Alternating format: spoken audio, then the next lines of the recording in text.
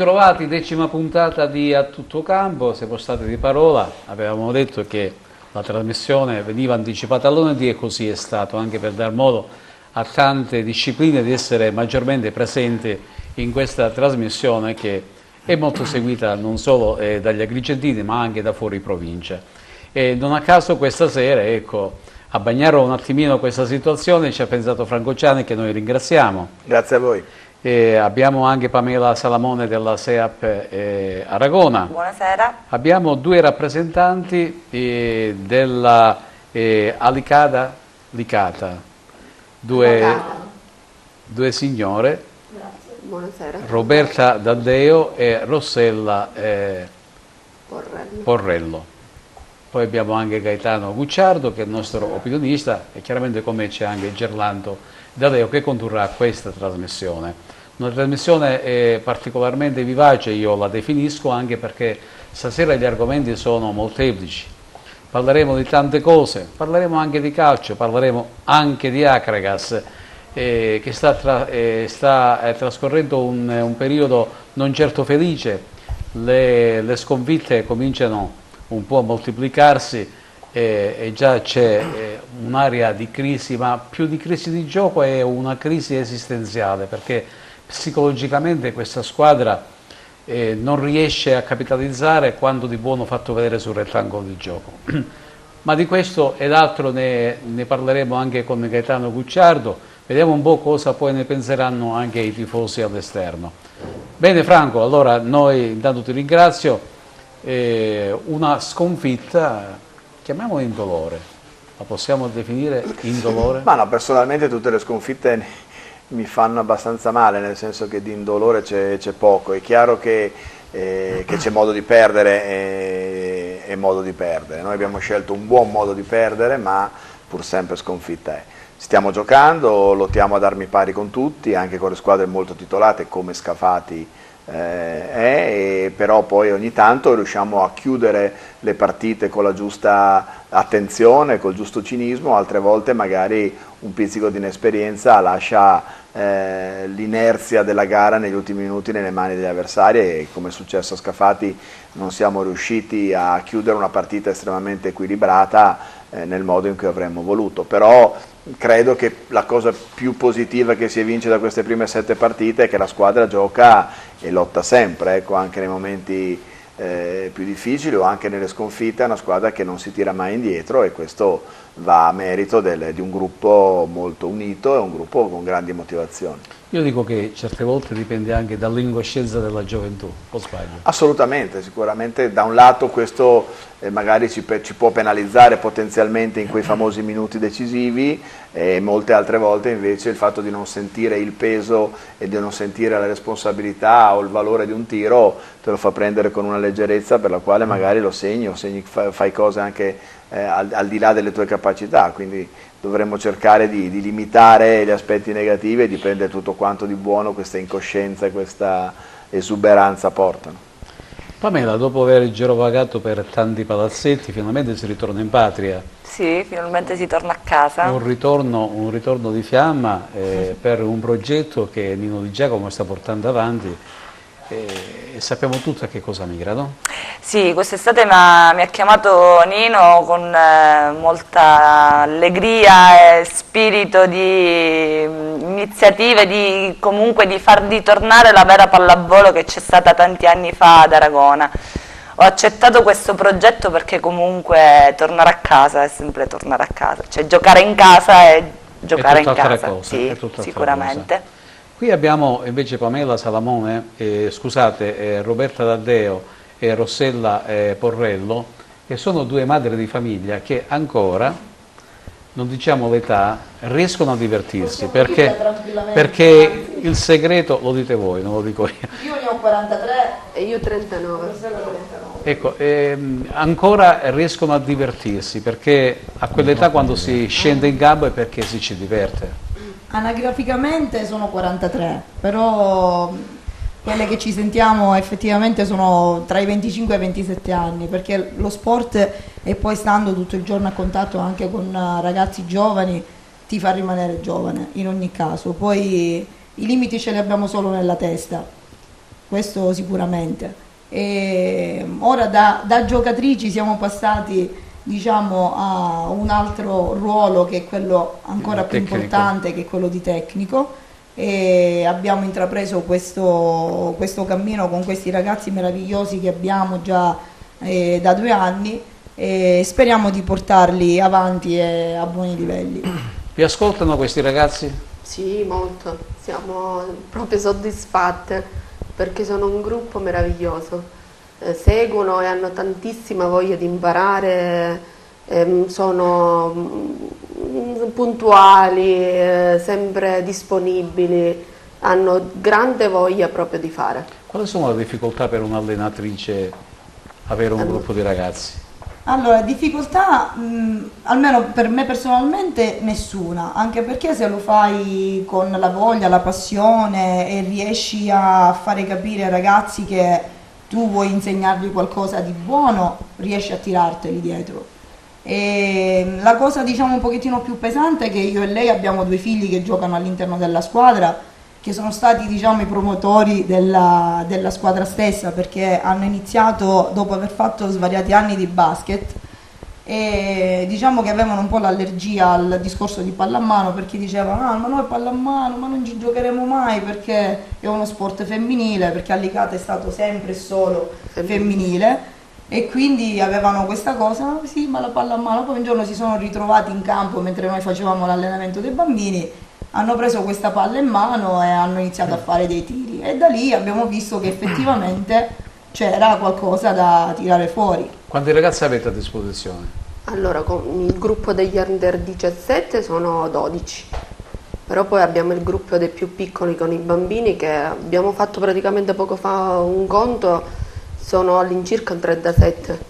Sì, Quindi questa è una buona base per il futuro. Sì, Ma sì. sì, sicuramente, senza vivaio non si va da nessuna parte, Sì. quindi bisogna intanto iniziare da lì e avere le basi e avere già un gruppetto di bambini che ti seguono. Noi già da 2 anni che facciamo i centri di avviamento allo sport e abbiamo già delle squadrette anche under 12 che sono graziosissime tra maschietti e femminucce, poi non parliamo dei bambini piccolini che sono un amore, ma abbiamo bambini anche di 5-6 anni che sono graziosissimi, proprio uno spettacolo veramente. E di Roberta e Rossella mi piace questa vivacità, questa voglia di trasmettere il piacere di giocare proprio a pallamano. Ma se non dai stimoli a questi giovani che oggi hanno praticamente ormai tutto.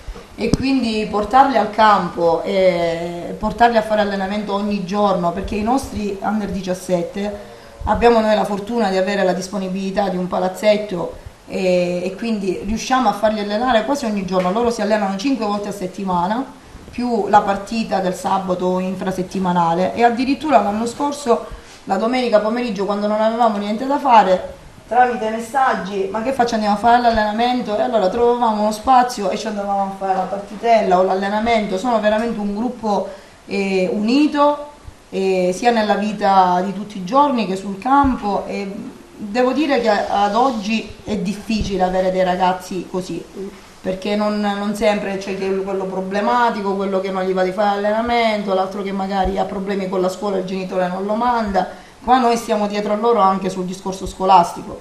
Loro sanno che ogni trimestre, ogni quadrimestre portano una pagella. Il ruolo di mamma non lo lasciate. È importante. Dentro e fuori Diciamo dal che campo. sono seguiti abbastanza. Benissimo, Gaetano, noi ci occupiamo delle dolenti note. Purtroppo noi abbiamo questa sfortuna di parlare sempre di qualche cosa che non va. E stiamo sempre con la speranza che le cose si possano anche aggiustare.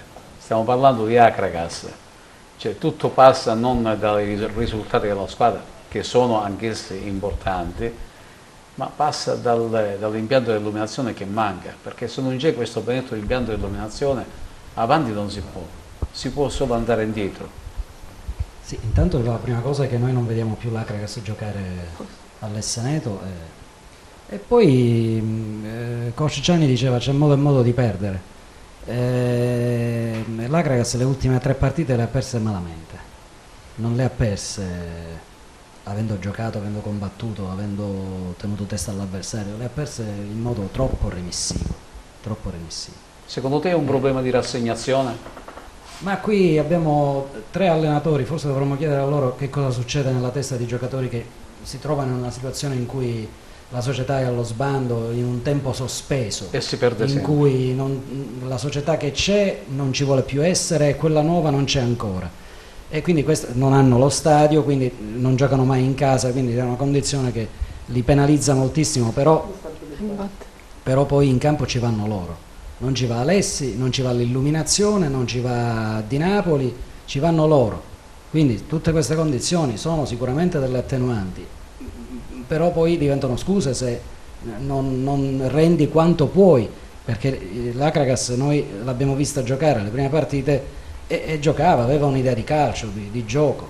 Poi questa idea l'ha smarrita e quindi, siccome i campi di calcio sono sempre gli stessi, mica cambia. L'Esseneto, Siracusa, Agrigento, il campo quello è. Quindi se non rendono quanto sanno rendere, noi l'abbiamo visto, è un problema che è nella loro testa, ma se lo devono risolvere, perché la responsabilità ce l'hanno loro di come Nereo Rocco diceva: mi te dico cosa fare, poi lo devi fare tu però. Sì, chiaramente. E questo è anche uno stralcio, caro Gaetano, dell'articolo che andrà in stampa credo oggi sul blog per cui ogni settimana ci delizi, proprio un pezzo che probabilmente ai più potrà sembrare crudo e duro, ma tu la vedi in questa maniera, ritieni ovviamente che al di là di tutti i problemi 5 sconfitte consecutive non si possono giustificare, non si può entrare in campo e pensare di risolvere una partita negli ultimi 10 minuti. Io la vedo da tifoso, Gerlando, quindi mi accaloro, così come mi entusiasmo, ci entusiasmiamo, lo sappiamo, non sto parlando a uno che non conosce questo codice. Cioè, quest'Akragas ci fa arrabbiare, vederli giocare così, cioè hanno regalato la partita all'avversario e si sono svegliati negli ultimi 10 minuti, mettendoli alle corde, quindi se vogliono sanno mettere alle corde l'avversario, è che ieri giocavano spaventati, finché hanno, rischiavano di compromettere la partita, non uscivano dal guscio. Gli ultimi 10 minuti, che tanto ormai la partita era compromessa, sono usciti dal guscio e hanno messo alle corde l'avversario. E quindi questo ti fa arrabbiare ancora di più, perché se c'è il potenziale e non lo metti in campo è veramente tutto un problema di testa, allora si devono svegliare. Cioè se poniamo caso, leggono quello che ho scritto e si sono arrabbiati, bene, se mi hanno detto parolacce, ottimo, che si sveglino. E non è stato solo il calcio a condire questo fine settimana sportivo ad Agrigento, c'è stata la pallacanestro con la Fortitudo che non è andata oltre la sconfitta a Scafati. Nella pallavolo, adesso poi ne parleremo anche con Pamela, una sconfitta al tie break a Terrasini che forse brucia un pochettino, però c'è stata una straordinaria e storica vicenda sportiva, quasi sentimentale se vogliamo, perché Agrigento ha avuto per la prima volta, soprattutto parlando di rugby, il suo prima atleta esordire in nazionale maggiore. A Catania, allo Stadio Massimino, c'è stata Italia-Figi, il primo test match stagionale, noi ci siamo andati, io c'ero perché non mi volevo perdere assolutamente questo storico esordio. Prego la regia di mandare il servizio su Giovanni Licata. Il massaggiatore che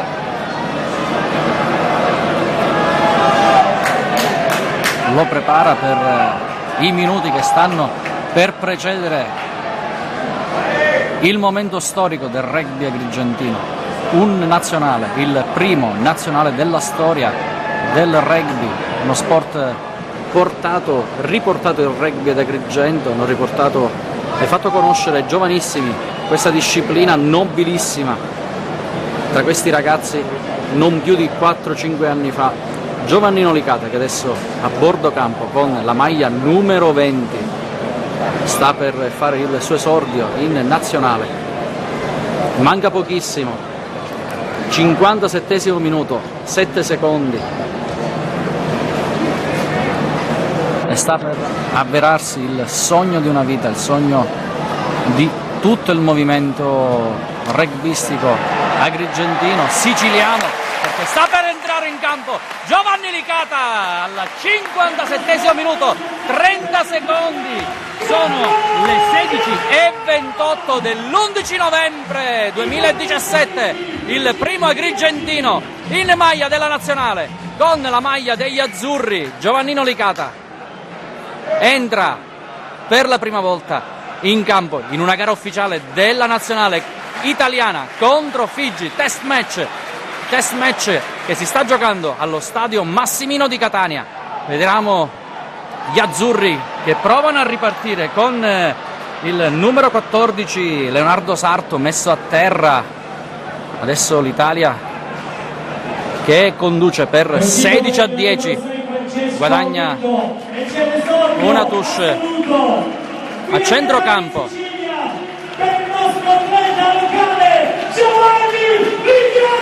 E anche lo stadio Massimino, lo speaker annuncia l'esordio di Giovanni Licata.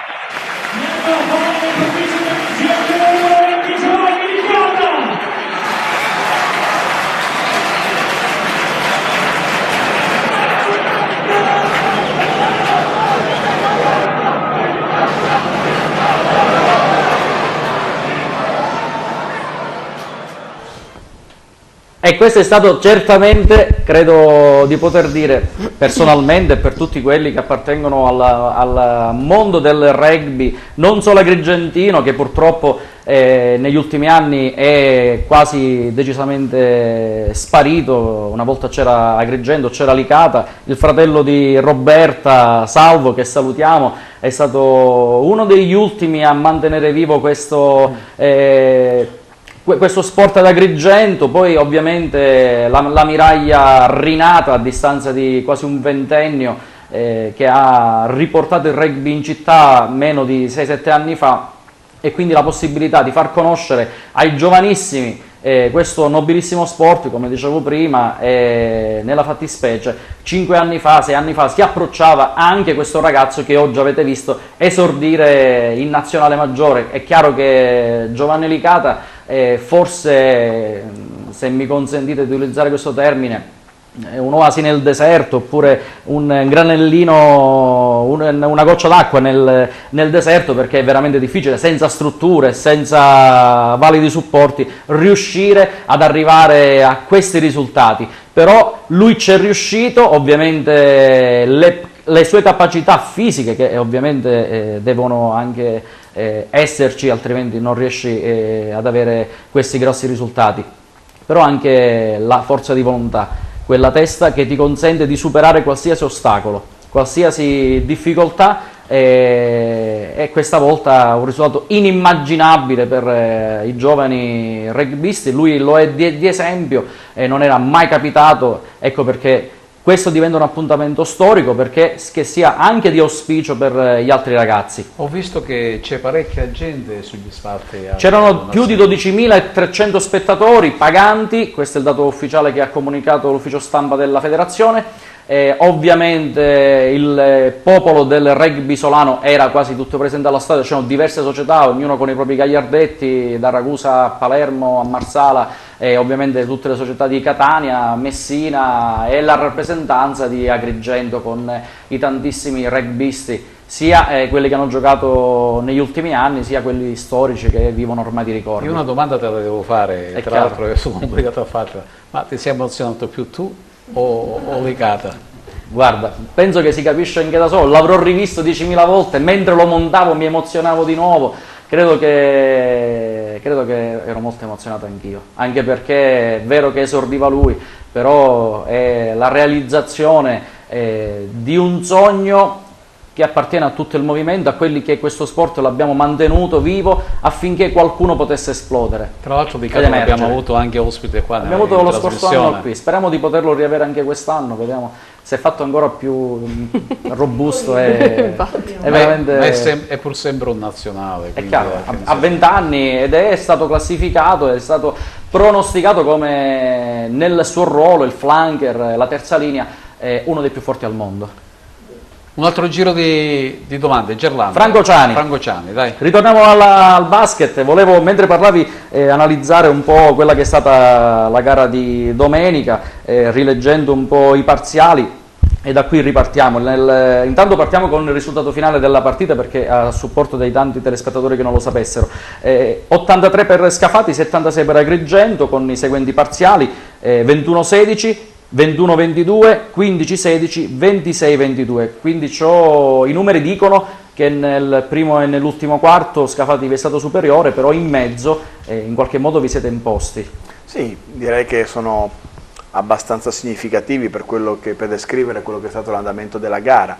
La parte centrale, i due quarti centrali, sicuramente siamo stati molto bravi, siamo stati capaci in casa loro di vincere entrambi i parziali. Purtroppo non siamo stati capaci di farlo con dei margini un pochino più ampi che ci consentissero, no, poi di arrivare al finale in una situazione diversa. Siamo andati al finale con 9-10 punti da recuperare, siamo arrivati a 2 con la palla in mano, purtroppo non siamo riusciti ad andare oltre a questo, però credo che la consapevolezza della squadra aumenti di domenica in domenica, e credo che anche situazioni come queste, dove riusciamo a stare come in fondo a Casale Monferrato, abbiamo finito i primi 2 quarti avanti, il terzo quarto alla pari, quindi credo che la competitività si misuri anche nella capacità di stare in partita pur nelle situazioni peggiori o nelle situazioni più difficili. Quindi credo che questa sia una fotografia reale anche del nostro inizio di stagione. Quando sta pesando l'assenza di Rotondo? Penny Williams ieri ha marcato 24 punti, Ambrosin 14, Simone Pepe 9, Cannon 8, Evangelisti 7, Zugno e Guariglia 6 punti, 2 punti Lovisotto. Ma manca Rotondo. Quando? Sì, manca Rotondo da un mese e andiamo avanti, nel senso che non abbiamo ancora, la società ha comunicato in settimana quello che è lo stato delle cose, nel senso che non abbiamo ancora una previsione esatta di rientro, quindi per il momento questa è la nostra squadra, per cui con questi dobbiamo fare, e con questo assetto diciamo dobbiamo fare il meglio possibile, sperando poi che il recupero di Paolo sia il più rapido possibile, sia il più completo possibile in tempi rapidi. È chiaro che insomma, abbiamo una situazione non facile, abbiamo un pochino una coperta corta in certe situazioni tattiche, per cui la tiriamo da una parte e dall'altra, qualche volta ci scopriamo i piedi nel letto a forza di tirare la coperta, però credo che insomma, al momento abbiamo retto con grande entusiasmo, ma anche con grande concretezza questa situazione. La regia ci ha proposto i risultati che andiamo a leggere. Si giocava la settima giornata, Biella supera Siena 75-57, Casale Monferrato vince su Trapani 76-65, Eurobasket Roma Latina 85-79, Legnano Reggio Calabria 86-73, Napoli Cuore Roma 83-78, NPC Rieti Tortona 75-69, Scafati Agrigento 83-76, Cagliari Treviglio 85-92. Per una classifica che vede in testa sempre Casale Monferrato con 14 punti, a 2 lunghezze Legnano, poi Biella e Scafati a quota 10, Agrigento, Trapani, Tortona 8 punti, Siena, Reggio Calabria, Cagliari 6, Treviglio, Eurobasket Roma, Roma, Latina, NPC Rieti 4 punti, chiude Napoli Cuore con una sola vittoria, 2 punti in cascina. Non è da disprezzare questa classifica, Franco? No, è una classifica secondo me piacevole, ecco, positiva. Siamo a un quarto del campionato, considerando anche quelli che erano i nostri obiettivi dichiarati e con i problemi che ci stanno, direi che abbiamo fatto molto bene. Abbiamo vinto le 3 partite in casa, abbiamo già vinto una partita fuori, quindi direi che siamo assolutamente in linea con quelli che erano insomma un po' i nostri propositi di inizio stagione. L'altro progetto, che è quello di riaprire un discorso sui giovani, di farlo sia con la prima squadra sia col settore giovanile, direi sta procedendo altrettanto bene, nel senso che nella classifica dei minuti under siamo terzi. Il settore giovanile stiamo lavorando molto, e ci terrei poi magari anche a chiarire questa cosa, perché stiamo allargando la base, perché oltre al consolidato rapporto con l'Arca di Noè di Maurizio Bellia abbiamo stretto un nuovo rapporto con la Real Basket di Alessandro Bazzan, per cui oggi entrambe le società convoglieranno il frutto del lavoro del settore giovanile, del settore minibasket nelle giovanili della Fortitudo, quindi stiamo cercando di lavorare per essere propositivi sul territorio e per raccogliere anche il meglio di tutto quello che riusciremo a produrre da questo punto di vista. Passiamo alla pallavolo. Pamela, adesso si parla di campionato. La SEAP è alla terza giornata, le prime 2 gare, detto del fatto che ancora siete alla ricerca di un'amalgama, comunque le avete vinte bene, poi sabato è arrivata questa sconfitta al tie break a Terrasini. Nel primo parziale avete perso, anche se sono stati dei parziali abbastanza combattuti, li leggo. Però nel secondo che abbiamo vinto proprio, l'abbiamo vinto alla grande. Il primo parziale 25-19, il secondo 12-25, quindi avete pareggiato 1-1. Nel terzo una bagarre 27-29, non è finito mai. Raccontaci un po' sta partita. È stata, comunque Terrasini è una delle favorite con noi e Sant'Agata, che sarà la prossima nostra partita, delle favorite della Serie C. È stata una battaglia, è stata una partita lunghissima, il terzo set è durato tantissimo, è finito 27-25 se non sbaglio. 27-29, poi 25-23. 25-23 il quarto, stavamo sotto 23-18, abbiamo recuperato e poi ci siamo fatte scappare questo set, il quarto set.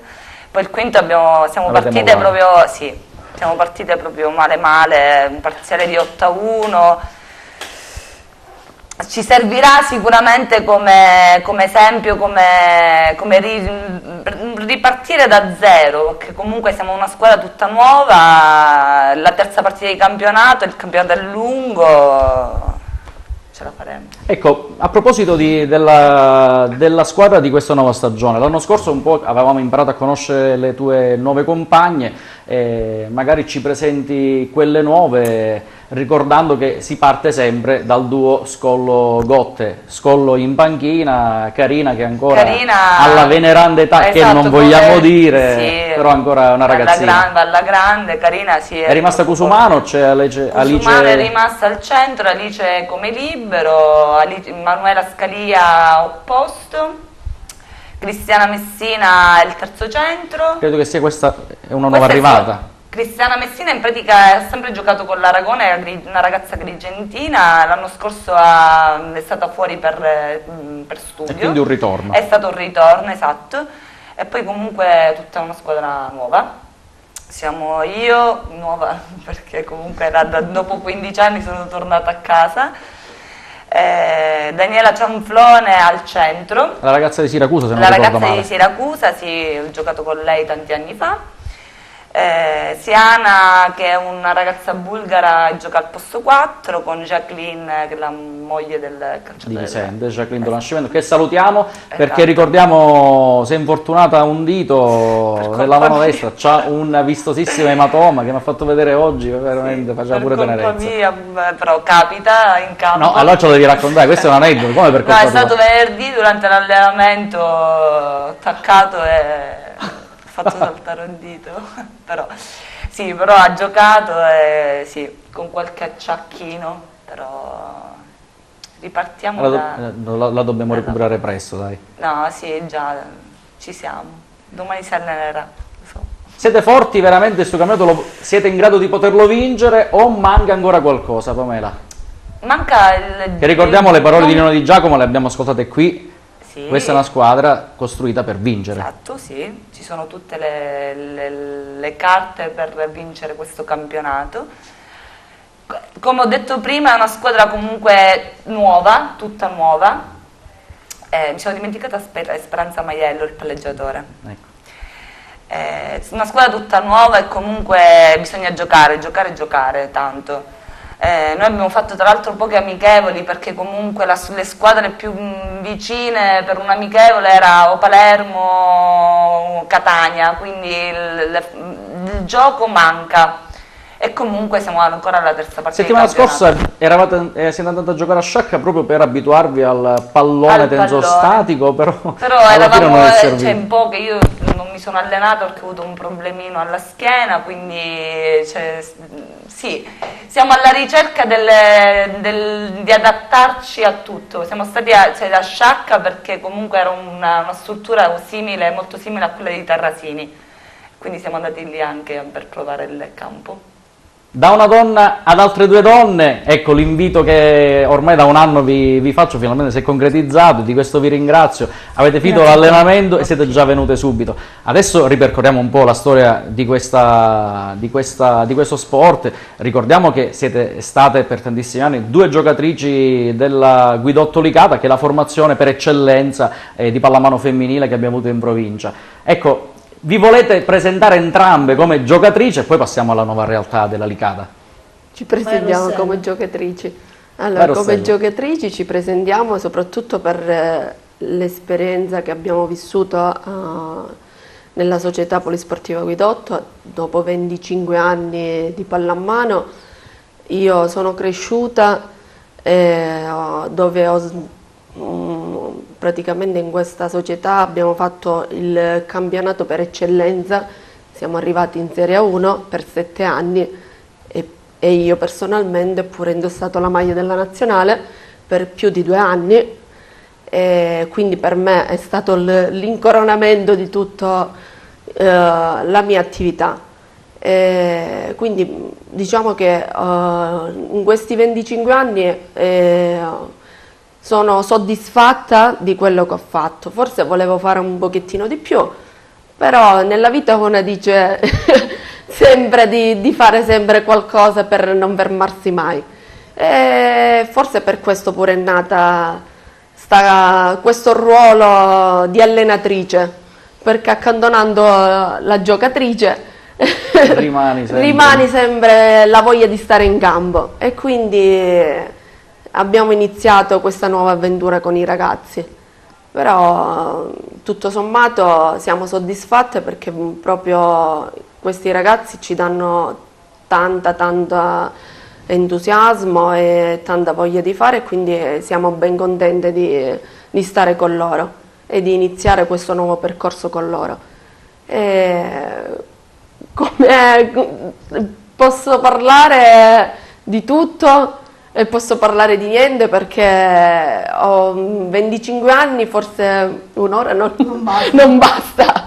25 anni di attività, 25 anni di esperienza, 25 anni di gioco, di condivisione. Però essere riuscito a giocare nella massima serie e giocare in nazionale, credo che alla fine un minimo di sogno l'hai anche tu realizzato. Abbiamo parlato poco fa di Giovanna Licata che a 20 anni non c'è riuscita, però qua dico, nel nostro parterre abbiamo forse il meglio che lo sport agrigentino in questo momento riesce ad offrire. Anche Roberta per tantissimi anni ha giocato in Serie 1. Allora, io ho iniziato un po' prima di Rossella, avevo 10 anni quando ho iniziato, ne ho 43, considera, quindi sono 33 anni che sono nel mondo della pallamano.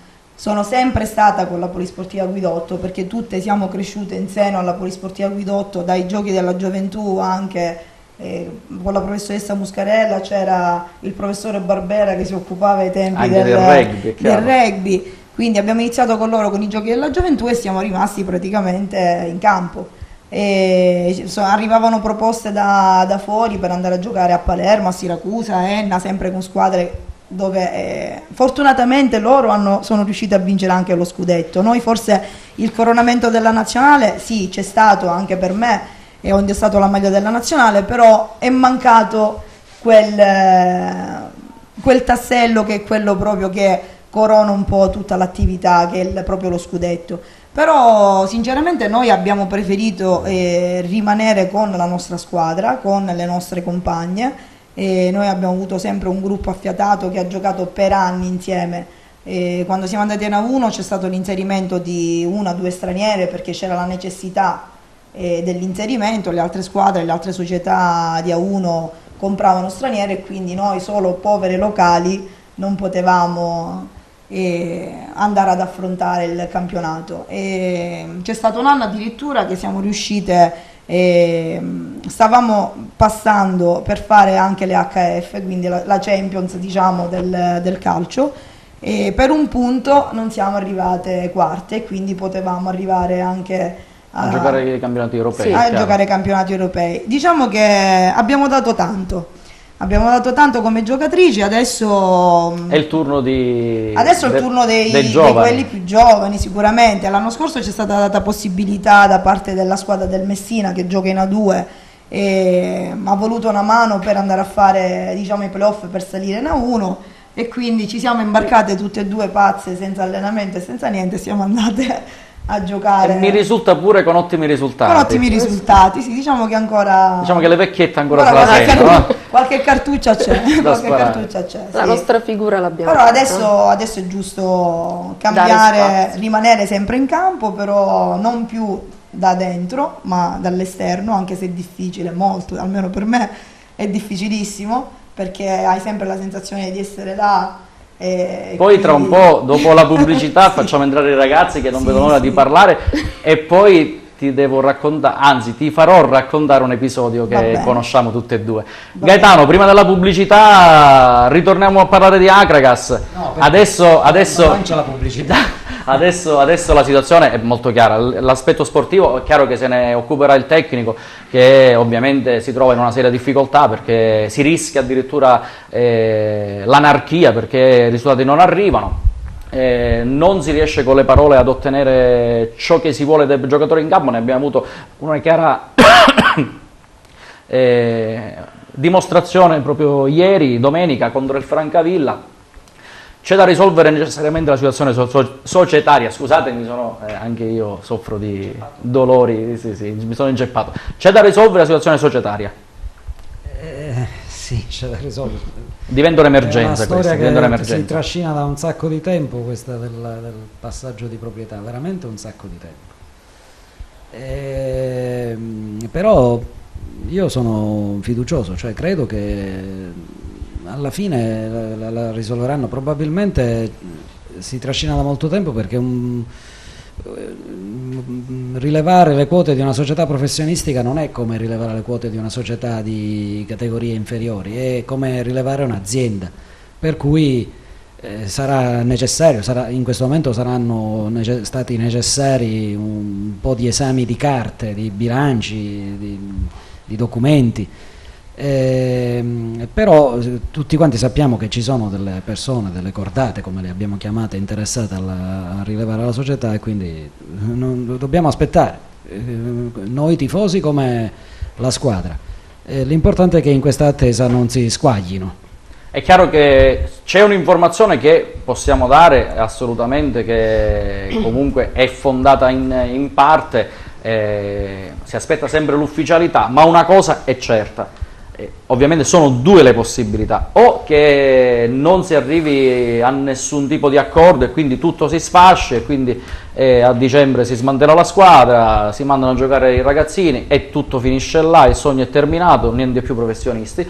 Oppure c'è la seconda possibilità, che è quella che ovviamente tutti auspichiamo e che in parte si può realizzare, anche se i tempi sono un po' più lunghi, che prevede l'ingresso di più di un socio, più di un proprietario interessati a acquistare le quote dell'Akragas, non solo italiani ma anche esteri, e questo è un dato che vi possiamo svelare, che sono intenzionati. Ovviamente passerà qualche mese, questo è chiaro, perché ovviamente c'è da leggere ed esaminare tantissime carte, però o si fallisce o si va verso una società solida che ha interesse a costruire una governance importante e che ha seriamente intenzione di far gestire tutto a persone molto qualificate.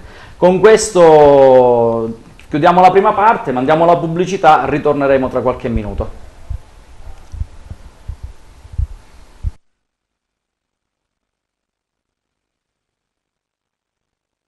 Hai un immobile da vendere? Cerchi casa? Ti serve un ufficio, un locale commerciale o cerchi un terreno? Biro Affare è l'agenzia immobiliare che fa per te, attenta alle necessità di venditori ed acquirenti. Vieni a trovarci a Favara oppure vai sul nostro sito. Troverai assistenza, competenza e cortesia e l'affare immobiliare che cercavi.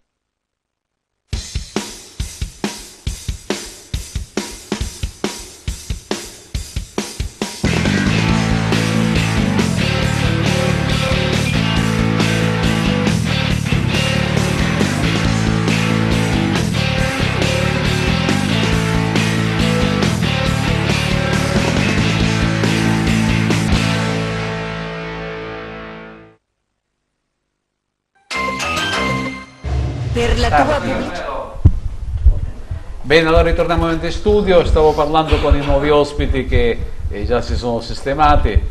Sono 3 ragazzi che due dei quali sono figli delle nostre 2 misters, anzi del coach, chiamavolo coach.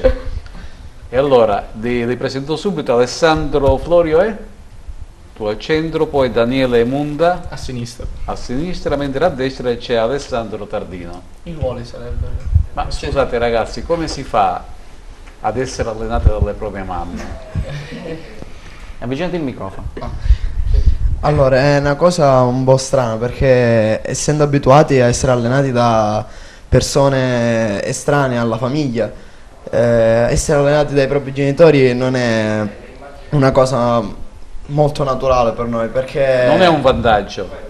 No, sicuramente a casa, sia per chi allena che per chi è allenato.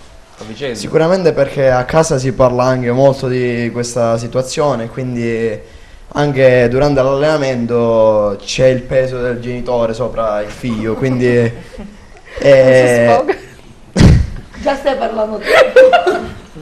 No, è una cosa molto complicata da spiegare per noi, perché vivendola in primo piano non riusciamo a spiegarla molto bene. Quanti anni c'hai tu? Io 15. Hai 15 anni. Ma i difetti e pregi di tua madre li possiamo dire, li possiamo svelare?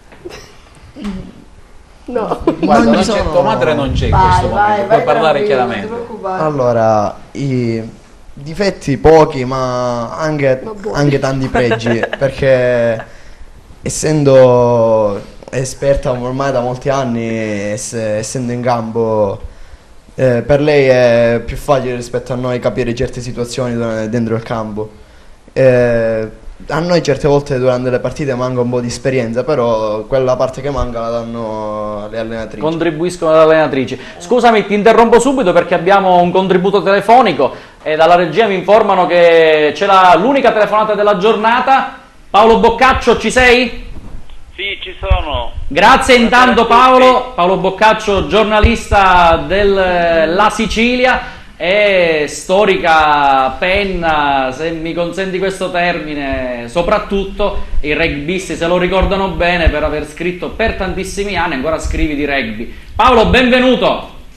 Grazie a voi. Ciao Paolo, Carmelo Lentini sono, ciao. Ciao Carmelo, buon lavoro, salve. Grazie. Allora Paolo, ti rubiamo solo 5 minuti, a inizio trasmissione abbiamo parlato dell'esordio e ritorniamo al rugby per gli amici che ci ascoltano da casa, all'esordio in nazionale nel primo test match dell'anno dell'Italia, dell'agrigentino, del siciliano Giovanni Licata. L'abbiamo vissuta insieme, eravamo uno accanto all'altro.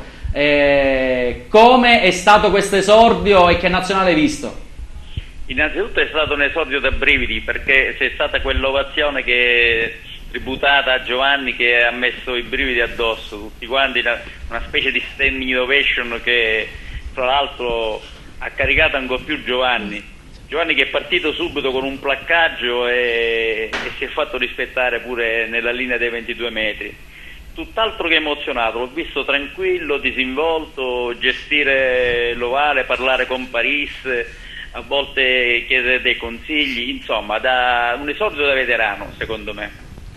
La nazionale tornava a Catania dopo 23 anni, in quell'occasione c'era in campo l'attuale presidente regionale FIR, Orazio Arancio, che in un'intervista proprio telefonica qui da noi a Tutto Campo ci ha confessato che probabilmente Giovanni Licata è tra i primi al mondo nel ruolo di flanker. Sei d'accordo? Sì, potrebbe essere anche un erede.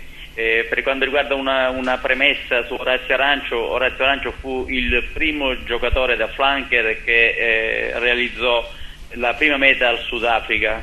Per quanto riguarda Giovanni Licata, ovviamente è abbastanza in gamba e soprattutto quello che lo fa diciamo accattivarsi le simpatie e soprattutto l'umiltà che lui ha, e tu lo sai meglio di me, lui ha fatto 5 anni dall'ammiraglia Agrigento, cosa eccetera, con tanto entusiasmo, con tanti sacrifici notevoli, e alla fine credo che a questo punto possa veramente spiccare il volo definitivamente.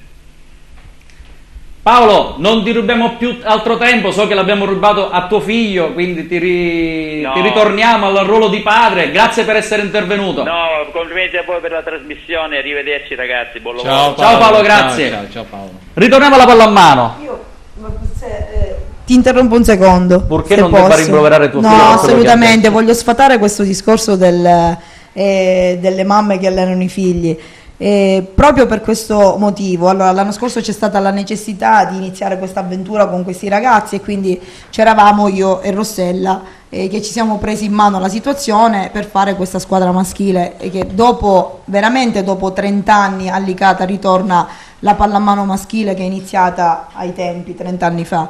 E quest'anno, giusto per evitare non problematiche, perché problematiche non ce ne sono state assolutamente, però anche da parte nostra, per lasciare più libertà a loro, più libertà di esprimersi, più libertà in campo, sempre con la nostra, diciamo, supervisione, noi abbiamo quest'anno deciso di comune accordo con Rossella di prendere un responsabile tecnico, che è il nostro ex allenatore di Serie A, Nuccio Bona, che da quest'anno ci affianca in questa avventura. Ricordiamo, quindi, in questa nuova avventura che si chiama Alicada. Si chiama Pallamano Alicada. Nata proprio quest'estate. Ed è stata fatta proprio per il bene dei ragazzi e soprattutto loro che avevano questa problematica del rimprovero tecnico mamma e poi giustamente a casa poi ritornavano del dopo partita, continuava il dopo partita perché c'era anche questo. Quindi per il loro bene, per la loro crescita abbiamo deciso di fare questo piccolo cambiamento e dargli la possibilità di essere allenati da un tecnico di terzo livello, un tecnico di Serie A che ha portato noi a determinati livelli e che in quest'età particolare in cui sono loro farà sicuramente bene e li farà crescere sicuramente. Vogliamo ricordare che loro ufficialmente hanno iniziato soltanto l'anno scorso a giocare, a far parte comunque di un gruppo che giocava un campionato regionale, Under 17, però sono riusciti con la caparbietà, con ovviamente i vostri insegnamenti, a raggiungere quest'anno un primo gradino. È stata lo stage che la federazione ha svolto a Regalbuto, se non ricordo male. Sì. Facciamo parlare anche i ragazzi. Che esperienze? Tutte e tre avete partecipato, se non ricordo. Sì. È stata un'esperienza innanzitutto bellissima perché anche quando è un'esperienza bella perché ti confronti con altri giocatori di altre squadre e con degli allenatori nuovi che ti insegnano il loro metodo di allenamento e le varie tecniche di gioco. E poi abbiamo fatto un allenamento di 3 ore, partite appunto per confrontarci con altri giocatori e provare i nuovi stili di gioco oltre a quelli che usiamo con la nostra squadra. E a me hanno fatto giocare anche non nel mio ruolo, anche in diversi ruoli, appunto per vedere le mie doti tecniche del giocatore. È stata comunque una bella esperienza perché ci ha fatti crescere come giocatore tutti e tre. Sentiamo anche Alessandro che ancora non l'abbiamo sentito. Quando hai cominciato? Tu non sei figlio d'arte, no. Quindi vuol dire che hai una passione che è adottiva, ecco, chiamiamola così. Sì, inizialmente non era proprio una passione, anzi non mi garbava moltissimo, l'idea di cominciare a giocare a pallamano. Poi avevo curiosità di scoprire un altro sport e mi hanno invitato a giocare con questa squadra. Con il passare del tempo mi sono affezionato a questo bellissimo sport che è la pallamano. L'esperienza della nazionale è stata appunto bella, come diceva il mio compagno, perché ci siamo confrontati con altri ragazzi e non ci hanno fatto giocare come squadra, ma ci hanno fatto giocare con altri ragazzi misti, anzi contro i nostri compagni di squadra. Franco, il prossimo turno voi incontrerete? Giochiamo in casa contro Biella. Contro Biella, un'altra squadra tosta. Un'altra squadra che partiva tosta, con ambizioni di un certo tipo, che oggi ha 2 punti più di noi, è una squadra di assoluto livello, ha un quintetto base che forse è, insomma, è fra i 2 o 3 quintetti base migliori di tutto il campionato, con 2 straordinari americani.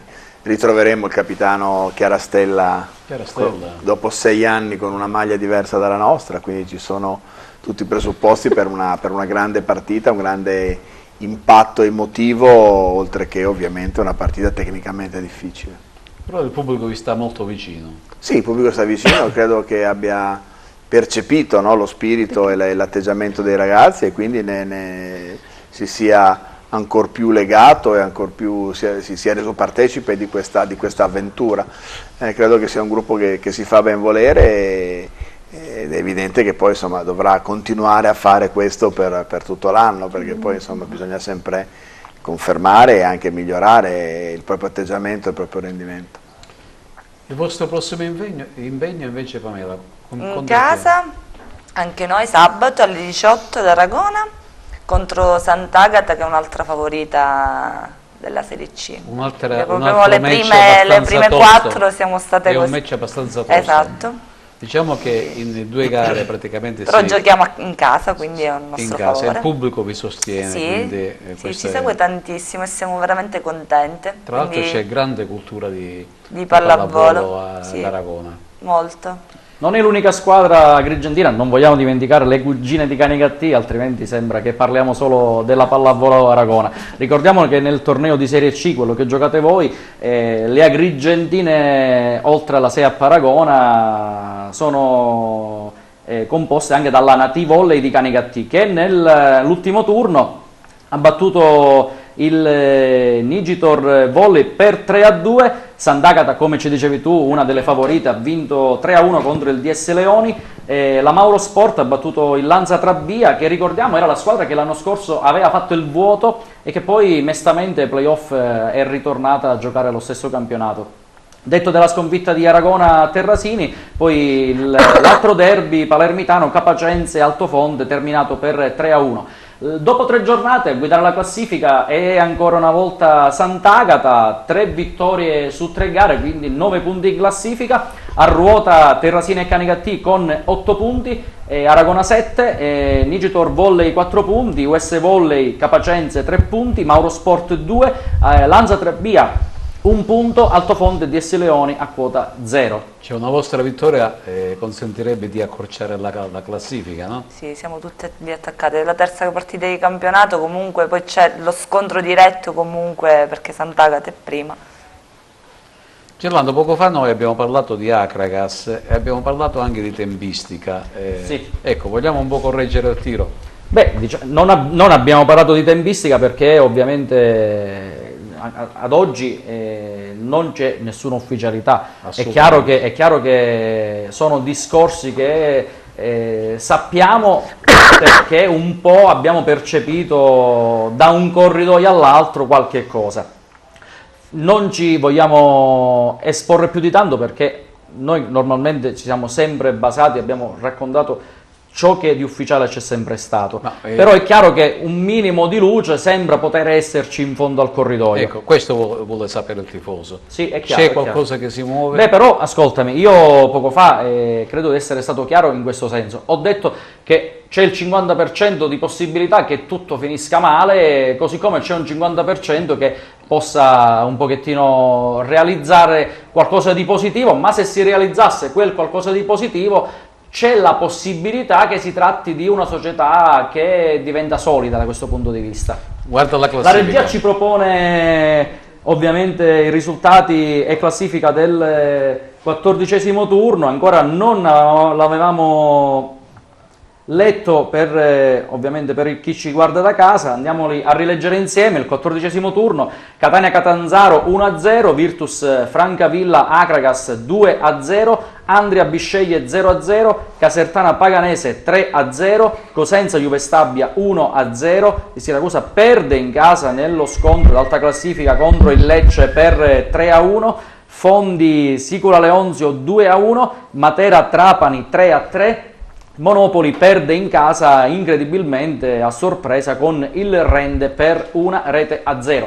La classifica dopo 14 turni, al comando sempre più il Lecce a quota 33, Catania 28 punti, Trapani 25, Siracusa 23, Monopoli e Virtus Francavilla 22 punti, Rende 20 punti, Matera 18, Juve Stabia Regina 17, Bisceglie quota 16, Catanzaro Cosenza 15 punti a testa, Fondi che con la vittoria sulla Sicola la aggancia in classifica a quota 13 punti, Casertana 12 e poi nelle ultime 3 posizioni Andria Paganese 10, Acragas 9 punti. Queste sono decisamente, assieme alla Casertana, le 4 squadre che non stanno rendendo per come potevano essere le premesse, e mi riferisco più a quelle che ci stanno sopra. Noi sapevamo che campionato avremmo fatto quest'anno, lo stesso non possono dire i tifosi di Caserta, Andria e Pagani, perché comunque avevano allestito in estate delle compagini più competitive della nostra. E comunque una classifica abbastanza corta, si può sempre recuperare, ma bisogna avere la serenità e la tranquillità di ottenere dei risultati importanti. La Carmelo, è chiaro che tutto passa attraverso la possibilità di ritornare a giocare all'Esseneto, questo è indiscutibile. È chiaro che chi arriverà in società, se ci sarà una svolta societaria, il primo pensiero, oltre a ricapitalizzare un po' quelli che sono i conti e il bilancio della società per pagare le eventuali scadenze che ci sono e che ci saranno, il primo pensiero deve essere quello di fare l'impianto di illuminazione. Non è pensabile che all'anno nuovo ancora questa squadra giochi le gare interne a Siracusa, perché significherebbe non riuscire a uscire da questa situazione, da questa impasse che adesso comincia a essere veramente pesante. Gaetano penso che sia d'accordo su questo discorso. Certo, anche se i tempi per realizzare un impianto di illuminazione, per quanto brevi possano essere, ci vorranno 3 mesi, 2 mesi, 3 mesi, quindi a Lentini hanno già cominciato i lavori, ma giocheranno in casa a gennaio. Noi non abbiamo neanche iniziato a immaginare come iniziarli i lavori, quindi insomma la situazione è siamo affidati ai giocatori, devono essere loro a salvare la squadra. Cioè, se loro aspettano di tornare all'Esseneto, stiamo freschi. Non ci tornano all'Esseneto, questa è la situazione. Sono professionisti, sono giovani sicuramente, però sono professionisti, devono rendere quanto sono capaci di fare. Si è giocato nel fine settimana anche nella pallamano maschile in Serie A2, il sesto turno, il CUS Palermo e la pallamano Girgenti impattano sul 23 pari, altri 2 pareggi nella stessa giornata in altrettanti scontri tra Alcamo e Messina, 26 punti per ciascuna squadra, Aenna Chielona scontro al vertice 27 pari e poi Mascalucia sempre più in testa 31-22 contro il Giovinetto Marsala che gioca anche i campionati giovanili. Nella passata stagione ha affrontato la compagine delicata, ecco l'aneddoto a cui mi riferivo prima, forse aver perso contro questa neonata società di giovanissimi allenata da 2 donne non è stato proprio gradito dal tecnico ospite. No, diciamo che abbiamo avuto un pochettino di problemi a Marsala col Giovinetto, però tutto sommato siamo riuscite a tenere testa, diciamo, a una vecchia società che d'altronde è abituata ad avere dall'altra parte, facendo i campionati maschili è difficile trovare dei tecnici donna, e quindi insomma perdere con 2 donne dall'altra parte certo, dava un pochettino fastidio l'anno scorso a qualcuno, però ci siamo fatte valere anche lì. Quindi Gianni, un tocco di colore e poi chiudiamo la trasmissione. Hai mai affrontato una squadra con un coach femmina e magari ci hai perso? No, non mi è mai capitato, anche se conosco molte allenatrici e ho un buonissimo rapporto per esempio con Bev Smith, che è una canadese che giocava in Italia da straniera e che allena oggi nello staff nazionale canadese, quindi ho avuto modo di confrontarmi, però da avversario mai. E chiaramente se avessi perso mi rifiuterei anche di ammetterlo pubblicamente. No, a parte gli scherzi, no, non mi è mai capitato. noi volevamo cogliere l'occasione per ti abbiamo portato un regalino. Grazie. Che visto che hai tanti bambini questa è la nostra metterli... maglia del centro di avviamento allo sport e con la nostra mascotte che l'abbiamo fatta disegnare e realizzare noi, è praticamente il nostro faro di Licata, che è il San Giacomo, il faro San Giacomo. Noi abbiamo chiamato la mascotte Giacomino, è il faro che praticamente gioca a pallamano, e questo è un presente giusto per ricordarti sempre della pallamana Licata. Questo e di noi. mi onora, vi ringrazio e cogliamo anche l'occasione per salutare tutti i ragazzi della Licata. Avete anche fatto un bellissimo album con le figurine quest'anno per i vostri ragazzi, e anche questo aiuta un po' a tenere tutti sì, diciamo belli che c'è attaccati stato un alla maglia. amico che ci ha fatto questa l'album è stato creato da mio fratello Salvo, lo diciamo perché sennò poi le foto invece sono state realizzate da un nostro amico fotografo che salutiamo, che salutiamo, certo. E niente, diciamo che dimenticavo, giorno 24 inizia il nostro campionato e giocheremo la prima partita fuori a Bagheria, e il 3 avremo la prima partita in casa con il Forte Chelona, con il quale abbiamo affrontato una amichevole scorsa settimana, è andata bene bene bene, quindi ci stiamo preparando alla grande già da 2 mesi e mezzo. Adesso i ragazzi aspettano solo di iniziare questo campionato, con la speranza che ci siano anche possibilità di nuovo di qualche stage e magari chissà di qualche convocazione. Chiudiamo con il calcio a 5, giusto perché non perché sia la più piccola delle società agrigentine, ma solo per una questione di cronologia ci siamo arrivati solamente adesso. L'Agragas Futsal, prima assoluta dopo 7 gare, 7 vittorie su 7 turni, che batte Leonforte per 4-0, Bagheria Palermo 5-0, Gear Sport Cus Palermo 5-7, Mabonat Enna Calcio 6-0, Marsala Futsal Alcamo 4-3, Monreale Villauria 6-1. Ricordiamo Agragas Futsal è in condominio con il Mabonat a 21 punti su 7 gare, quindi un campionato certamente di prestigio per i ragazzi di mister Castiglione.